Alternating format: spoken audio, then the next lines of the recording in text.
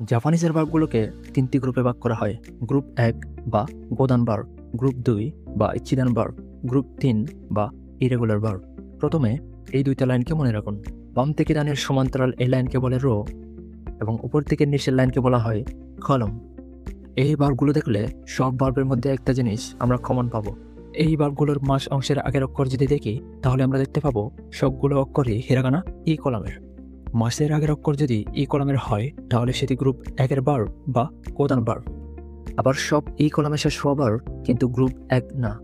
যেমন এই ভার্বগুলো এই কলামে শেষ হলেও এগুলো কিন্তু গ্রুপ 2-এর। এগুলোর সংখ্যা বেশি না, তাই এগুলো মনে রাখা সহজ। আবার মাসের আগের অক্ষর যদি এই কলামের হয় অথবা যদি একটি মাত্র অক্ষর থাকে তাহলে সেটি গ্রুপ 2-এর ভার্ব বা ইচ্ছিদান ভার্ব। গ্রুপ 3 বা ইরেগুলার ভার্ব এই গ্রুপে রয়েছে শুধুমাত্র দুইটি ভার্ব। এই দুইটি ভার্ব হলো খিমাস এবং সিমাস।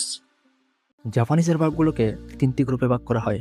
গ্রুপ 1 বা গোদান ভার্ব, গ্রুপ 2 বা ইচ্ছিদান ভার্ব, গ্রুপ 3 বা ইরেগুলার ভার্ব। প্রথমে এই দুইটা লাইনকে মনে রাখুন। বাম থেকে ডানের সমান্তরাল এই লাইনকে বলে রো এবং উপর থেকে নিচের লাইনকে বলা হয় কলম। এই ভার্বগুলো দেখলে সব ভার্বের মধ্যে একটা জিনিস আমরা কমন পাবো। এই ভার্বগুলোর মাস অংশের আগের অক্ষর যদি দেখি তাহলে আমরা দেখতে পাবো সবগুলো অক্ষরই হিরাগানা ই কলামের। মাসের আগের অক্ষর যদি ই কলামের হয় তাহলে সেটি গ্রুপ 1-এর ভার্ব বা কোদান ভার্ব। আবার সব এই কলামে শেষ হওয়া ভার্ব কিন্তু গ্রুপ 1 না। যেমন এই ভার্বগুলো এই কলামে শেষ হলেও এগুলো কিন্তু গ্রুপ 2-এর।